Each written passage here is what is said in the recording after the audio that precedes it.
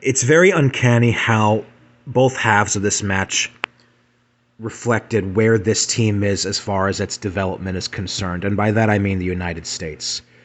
The first 45 minutes, pleasantly surprised. I thought we did an excellent job of really boxing Wales in. We looked organized on the ball. We were very technical in our passing. A concern that I had building up to this tournament was playing out from the back, getting found out susceptible back there with making mistakes, leaving us prone to the opposition pouncing, but that didn't happen. We looked really organized. We looked really good in that regard. And the U.S. really limited Wales in the first half as far as opportunities, certainly the bulk of which, most of the creativity came from our end of the pitch.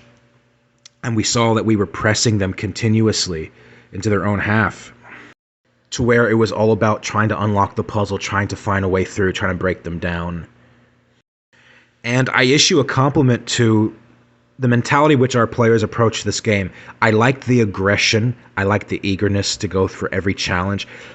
A couple of needless fouls here and there, which led to us picking up quite a few yellows. Serginho Dest got carded. Weston McKennie himself got carded as well. Later on, we saw in the second half, both Tim Ream and Walker Zimmerman did.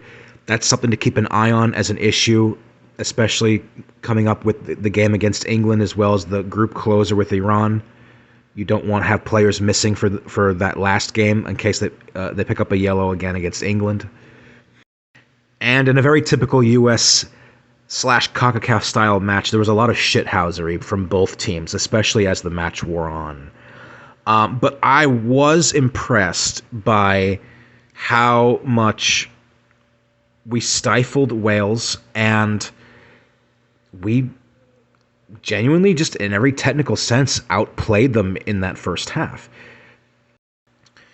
Tim Ream, who has had one of the most stunning turnarounds of a U.S. men's national team player in the last year or so, Ream the Dream, who is in great form at the moment with Fulham, he has turned his national career around, and in a way that I did not see happening a year and a half ago. I thought he was excellent today. I thought him and Tyler Adams were the two best players on the pitch.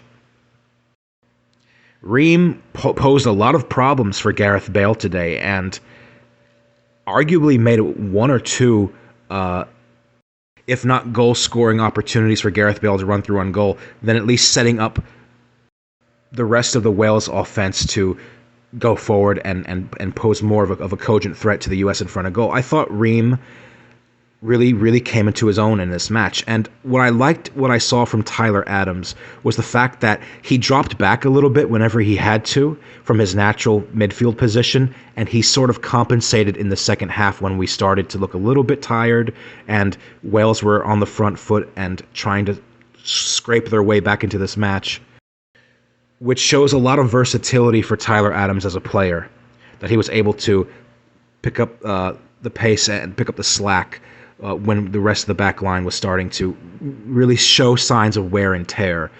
And wear and tear, the injuries we had in the second half here were a little bit worrisome. The substitutions we had to make for Weah and Yunus Musa, who looked like they had taken a little bit of a knocking.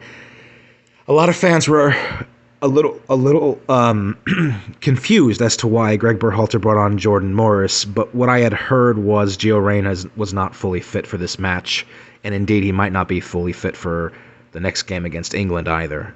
So it's a painstaking sub to make.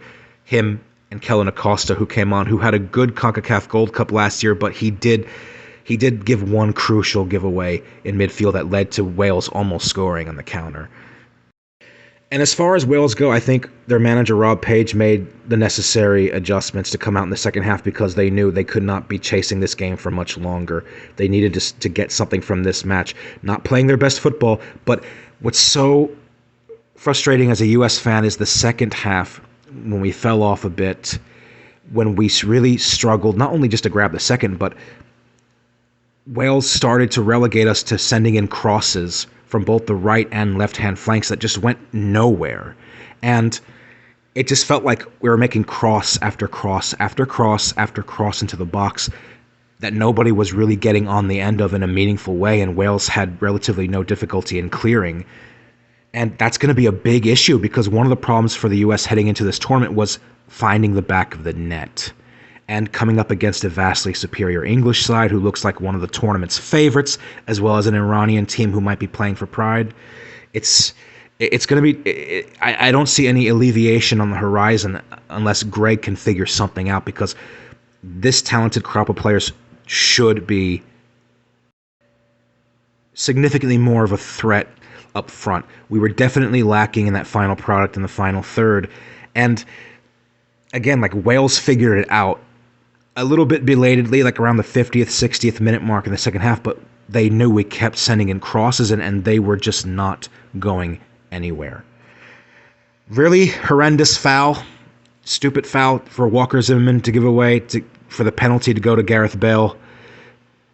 Again, I think it was a needless challenge. It looked like Bale was turning away from goal too, like he was turning away in order to find a footing so he could then turn around again and have an effort on goal. But it didn't even look like he was in a position there to have a genuine go at it. So it just undid everything, and that's the frustrating part. This game was so winnable.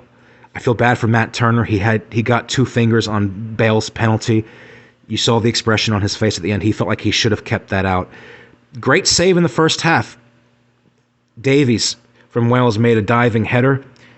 It went straight to Matt Turner, but I mean, it was coming at full force, and it was a good save. It was a good save because it looked like it was going to reach the back of the net just under the crossbar, and that would have leveled things up in the match a lot sooner, which is not something I think the U.S. could have afforded.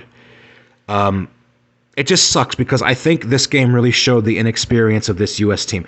If there's one takeaway, guys, you want to take away from this video, we have a real inability to close out games, not just in terms of putting them away and goal scoring, but we really showed our youth and inexperience here. And you come up against a Welsh team that's more fully fleshed out and mature, who has tournament pedigree, and they managed to get something out of this match on autopilot, which is really... It's frustrating, and it sucks because the odds of us coming out of this group are now substantially lower because you want to win your first game. We got